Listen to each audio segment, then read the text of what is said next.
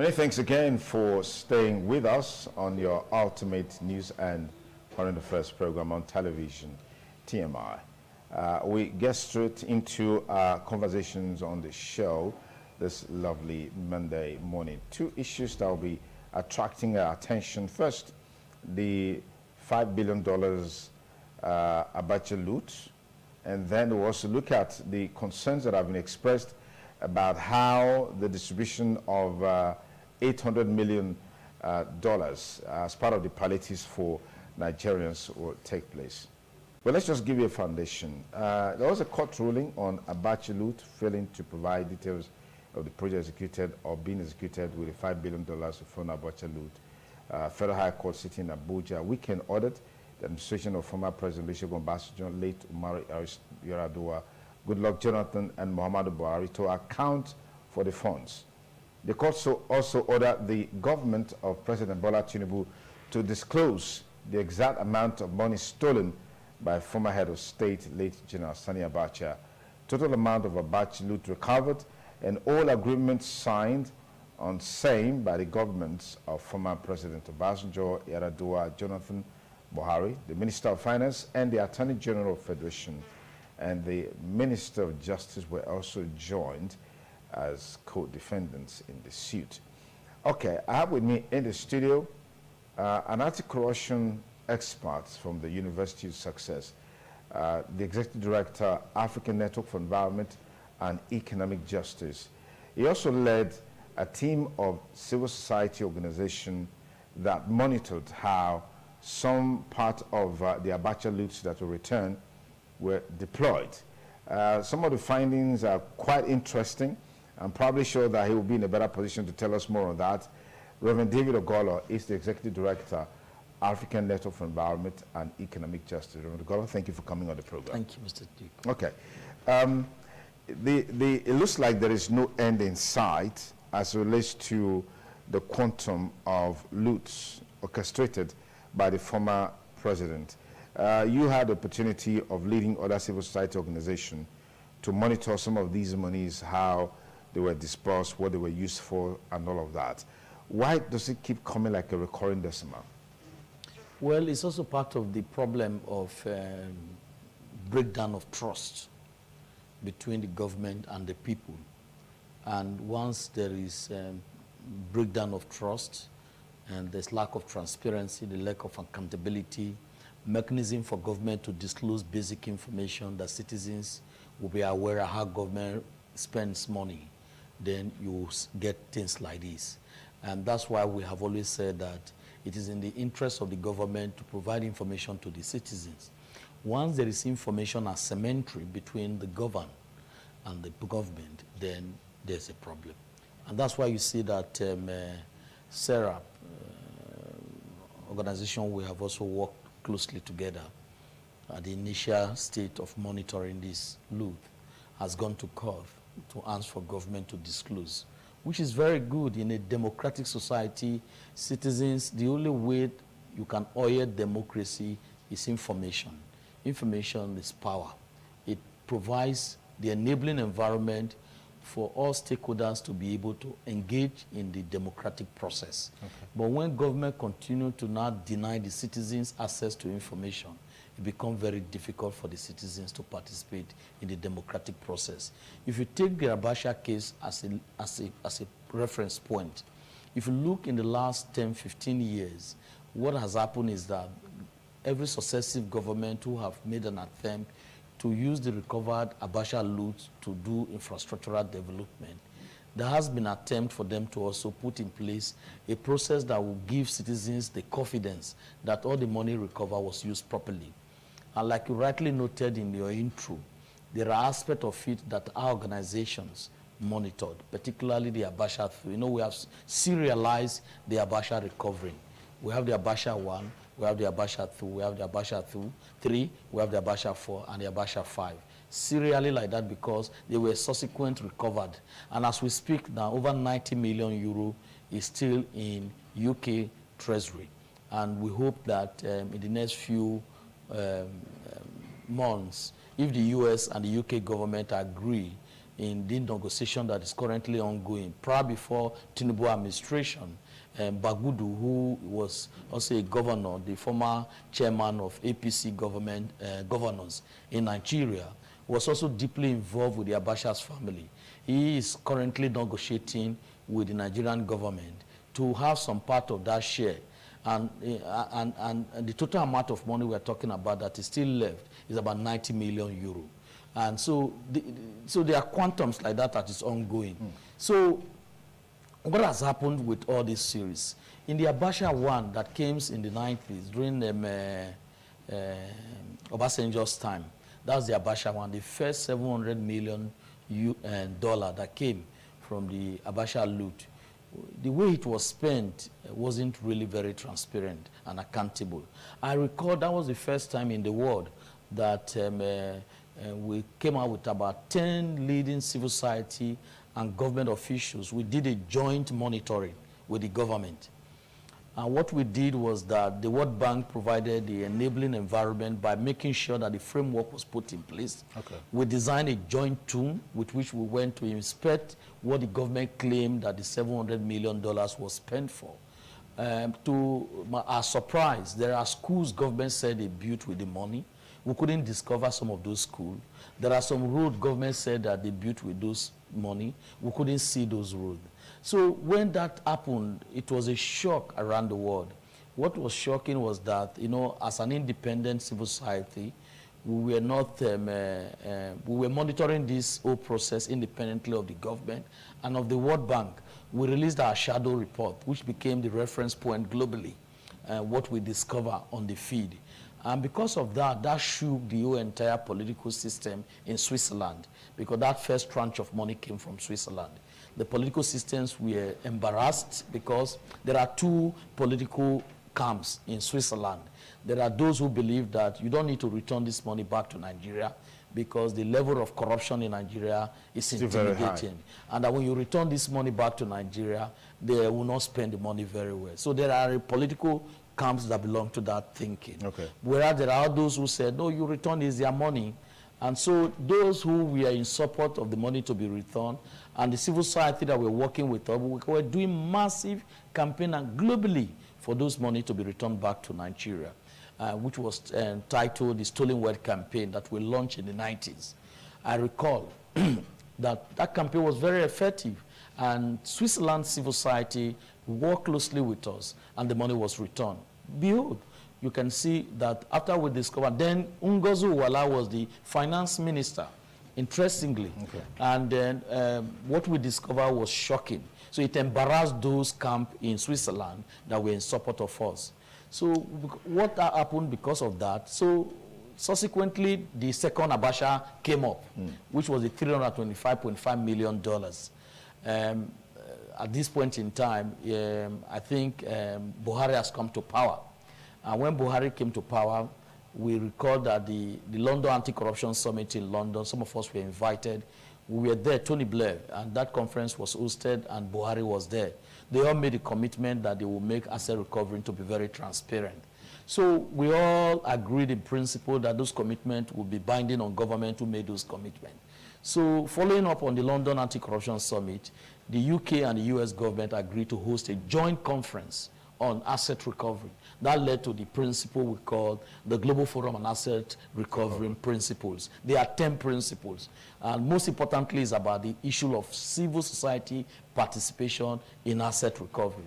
And then the issue of transparency and accountability around issue of asset recovery. And then using the recovered asset to pursue sustainable development program, infrastructures, social protection program.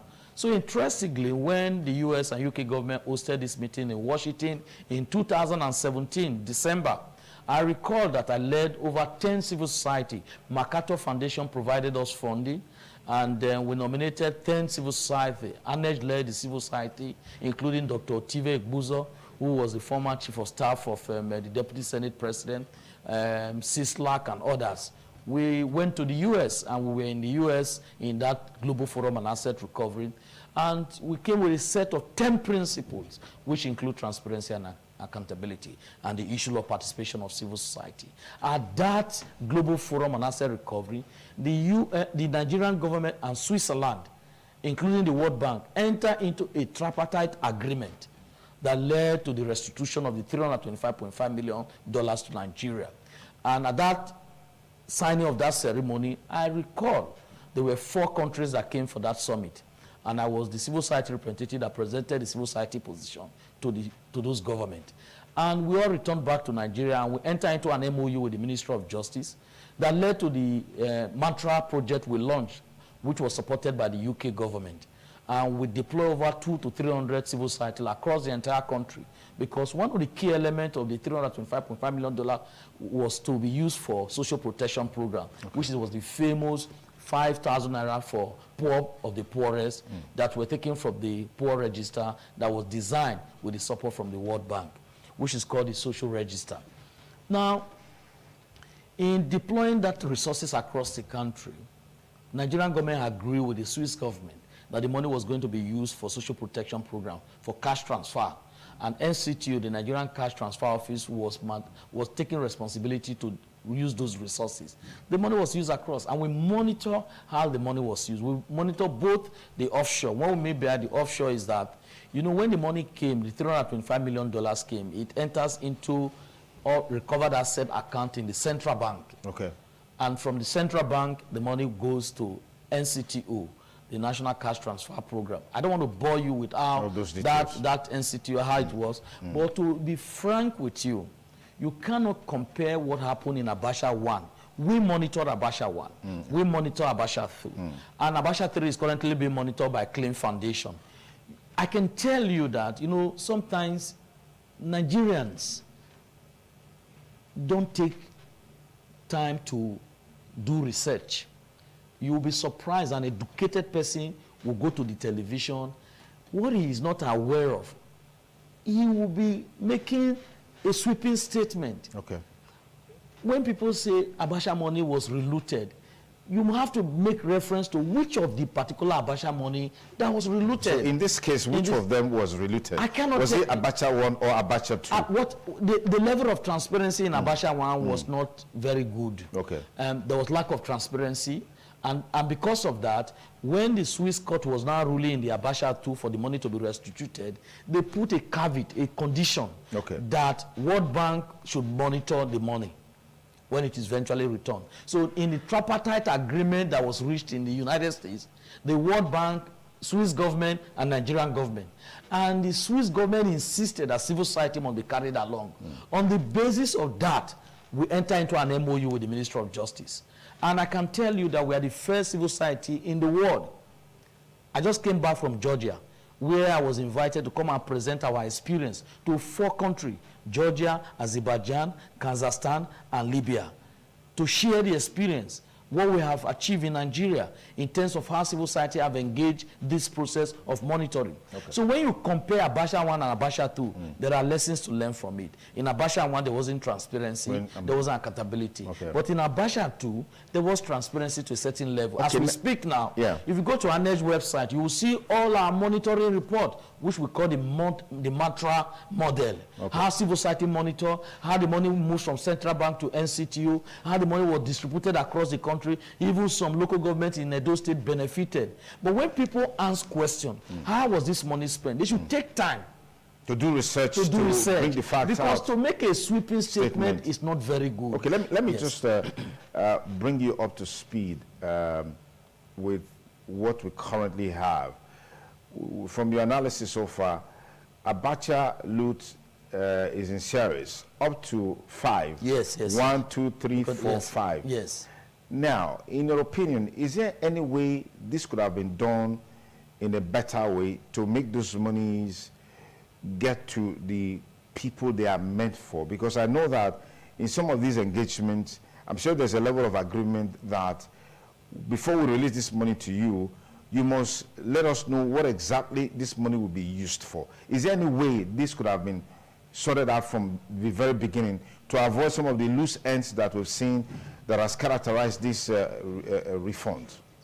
You see, that's why I said that people need to take time out to do a little research, because if you don't do little research, you will display your ignorance, and then it becomes very difficult for people to appreciate the benefit of having a conversation in the issue.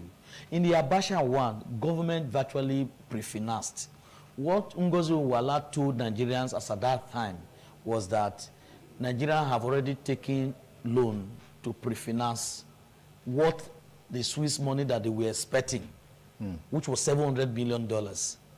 So as a matter of fact, because there was a budget deficit, so government pre-financed it. And so when the ABACHA money came, it virtually went to that place. But what we did was to go further. So if you Google ABACHA shadow report, Google, it's everywhere all over the world. Okay. PhD students all over the world are using our report to do research on asset recovery, the Nigerian case study. Okay. So we were able to go and visit the projects government claimed, and it was under Obasanjo regime. Okay. And it was under the Minister of Finance. People don't take time to do research about all this. And that's the reason why you see, and when the level of ignorance, you see, democracy will not survive if the level of engagement and participation is not increased. And that can only increase by the basis of how the citizens are well informed. When you are not informed, you are deformed. So what you don't know, you will display your ignorance. So on the ABACHA thing, you can't make a sweeping statement that the money were relooted. It is wrong. I will not speak for the government, but as somebody who has been working on asset recovery for the past 25 years, I started the asset recovery campaign in New York 25 years ago, when people never talked about asset recovery. We launched the first campaign on asset recovery in Africa in Ijerigbe in Benin Republic more than 30 years ago. So we've been on this. And because of our work and the work we did in Monterrey in the UN Financing for Development, it led to the Chapter 5 in the United Nations Convention Against Corruption. Okay. A substantial chapter was devoted to the issue of asset recovery as a result of the kind of work we were doing globally. So what we are saying is that before you go to the television and say money was stolen, money was, you do your research. Okay. Because if you don't do your research, once government respond, your ignorance will be displayed. Absolutely. And then people will not trust what you are saying. Okay. Everything I'm telling you about ABACHA, as a matter of fact, we are authority when it comes to ABACHA issue. Okay. When people make a sweeping statement that the money were relooted, that's not true. There were aspects that was relooted. There are aspects that are challenges. So we need to define. Exactly. And that's why I completely agree with Sarah for going to court. To challenge the government. It's incumbent upon the government to now publish. And that's the reason why we tell government, most cases, right from federal, state, local government, always be transparent with public finance, because you will not be there permanently. As we speak now, do you know that Obasanjo does not have the opportunity to be able to display his innocence now? In his period, he acted like a dictator at a point. Because when people ask a basic information, he thinks he's God and everything. But today he's not president. That also applies to governors. That also applies to chairmen of local government. That also applies to people in authority. When you are in power, don't ever think that one day you will leave. But if you are able to put in place a framework that explains how you spend public resources, even when you are not in power again, history will vindicate you. Absolutely. So that's why we are saying that when you are using public resources, always remind yourself that one day you'll be out of the office. Someone else will be there. And when you are out of your office, you might not probably have the opportunity again to explain how you spend the public resources. Right, let's talk about the issue of corruption. Just take it a little bit further, because it's a big issue that just keeps escalating. With each passing administration, there are new entrants into the corruption gamut in this country. And in a sense, perhaps the developed countries, Europe and America, they aid and abet corruption in Africa, in Nigeria, as it were, because they are sort of receptacles for these funds. And then we go back to them to say they should return this money.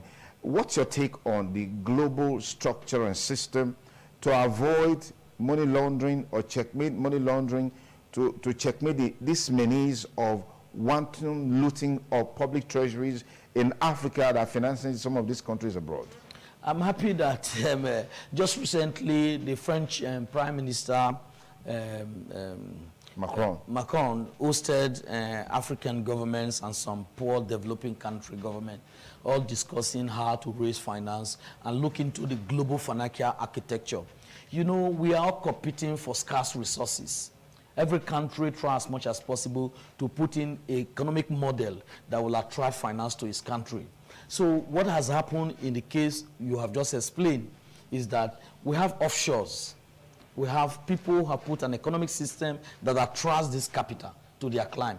And so if our own political elite are so naive, they steal public money, take it away from the country and put it in an offshore, Swiss bank and US bank, it helps grow those economies. And now there is a global campaign against corruption. And you will see that the international system is also responding.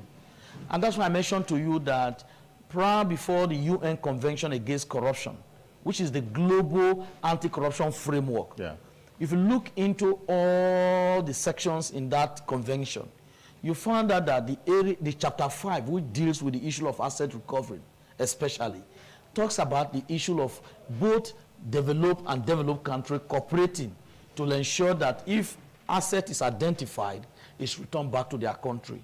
It didn't even stop there. At the African regional level, African governments have come together. In February 2020, they came up with a common African position on asset recovery, which is called CAPA. Okay. And in this CAPA, it provides a framework how African governments will be able to work together to facilitate interjurisdictional cooperation, to ensure that if asset is identified, traced to your country, you will cooperate to the country that owns that asset for it to be restituted. Is this working? It is. Nigeria is one leading example. Okay.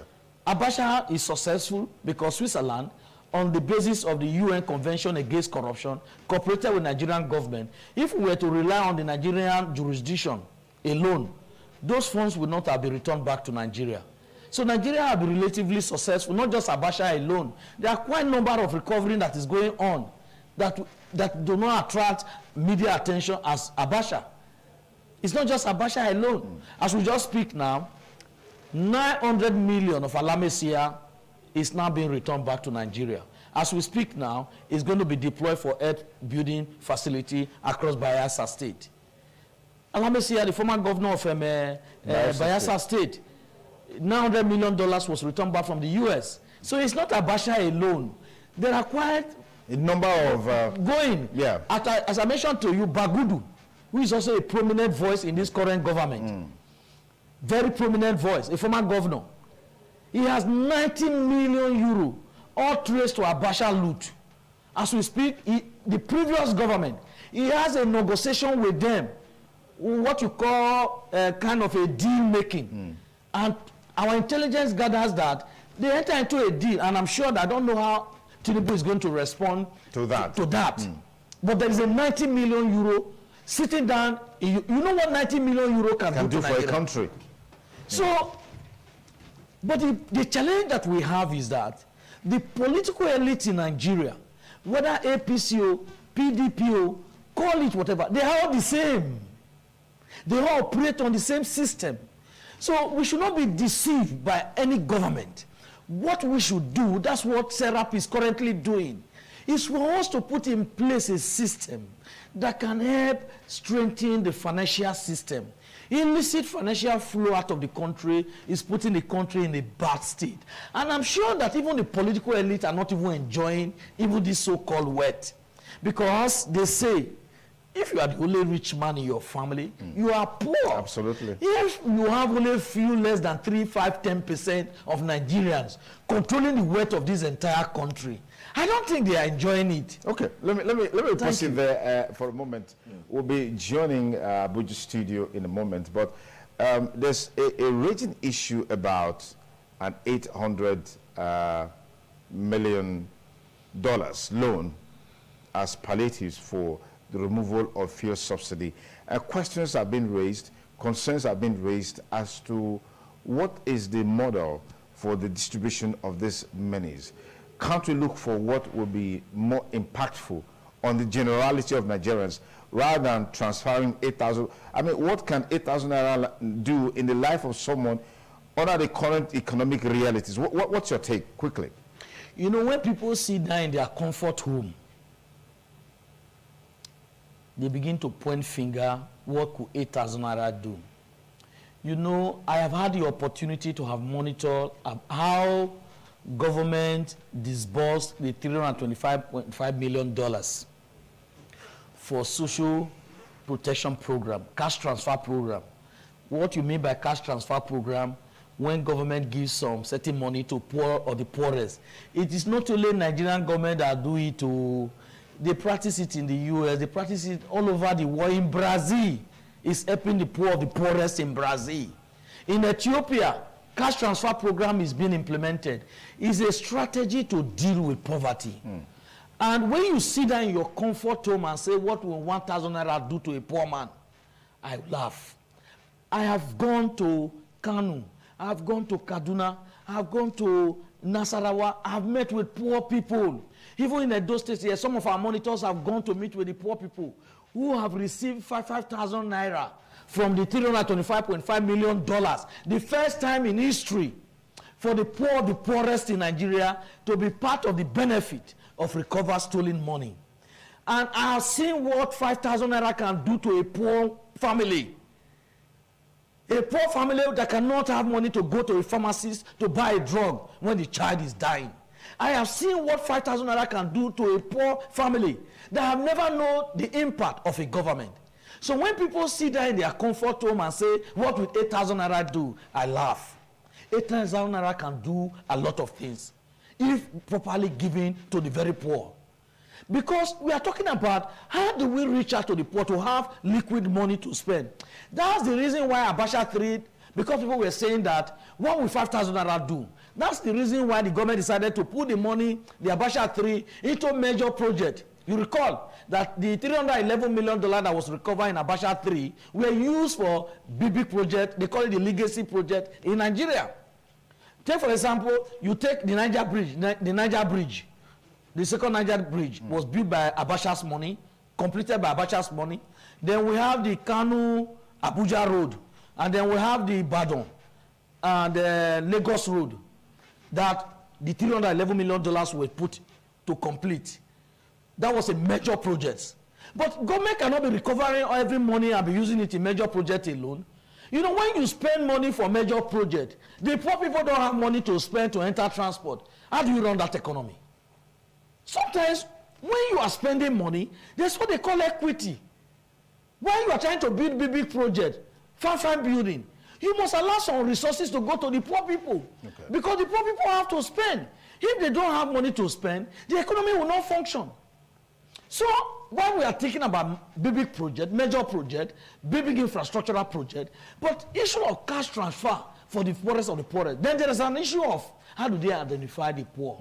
You see, people don't do research. That's why I told you. Yeah. People sit down in their comfort home and expose their ignorance.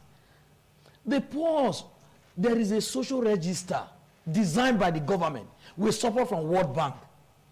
And they have a scientific way of identifying poor. Stakeholders are involved. So there are parameters. There are parameters to define who is the poor person. It was not influenced by politicians. When politicians were trying to influence the National Assembly, the government under the past government resisted it. So it was the register that the World Bank insisted that was complied with. In Edo State, we have our social register in Edo State. It was not influenced by Governor Obaseki. It was not.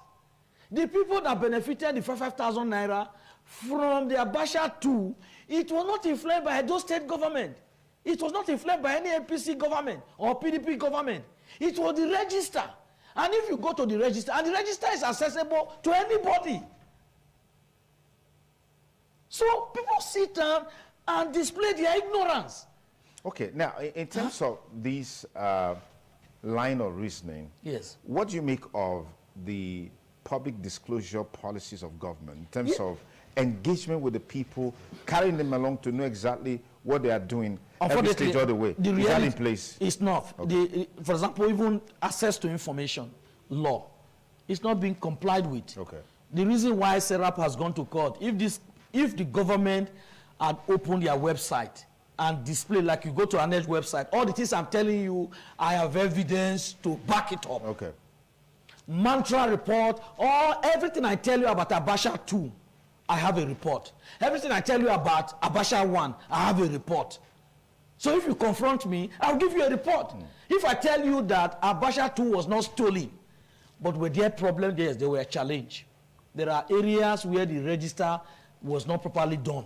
We raise question. And there is a grievance mechanism to address those issues. Okay. How many Nigerians knows that there is grievance mechanism? But that is also a government problem. Government don't carry awareness. They don't educate the people. So, and if you have, it's like a man and a woman who stays in a house. If Sonny Duke or David Ogolo, I am not transparent with my wife with my income that I receive, and my wife suddenly see I display wealth outside, he's bound to be making some demand that is irrational. But you will not blame the woman because I was not transparent with her. So the relationship between the principal and the agent in Nigerian context, there is information asymmetry. What do I mean by information asymmetry? When the government hold information, that doesn't make the principal, but in this case, those who are now in power are supposed to be agent of the people. They have turned themselves to be principal. That's why you see a governor who say that I have spent money, I've done this, I've built road. The money does not belong to the governor. The money belongs to the people. So when the governor tells you that I have spent money, or the president says I have spent money, it gives me concern. It is not. But in a society that do not know is left and right, people can take an advantage of that. So the information asymmetry is responsible between the principal and the agent. And this is actually the bedrock of corruption. And when there is no information, what happens? The principal, the agent manipulates the system for his own advantage. But there is a consequence. And the consequence that there is a chaos, there's lack of trust. And in the system where there is no trust, development cannot happen. And if you look at the trust index in the world today, countries where you see the level of trust, like Switzerland, is very high, you see that there's equity in distribution of the country's resources. If you go to Finland, if you go to Norway, these are countries where trust is very high. And when you see the level of development is very high. If you go to Austria, you see the level of trust, because everything in Austria is done by consensus and agreement, transparency, disclosure. But when you come to Africa, where trust is zero. The reverse is the case. Let me pause you over the caller.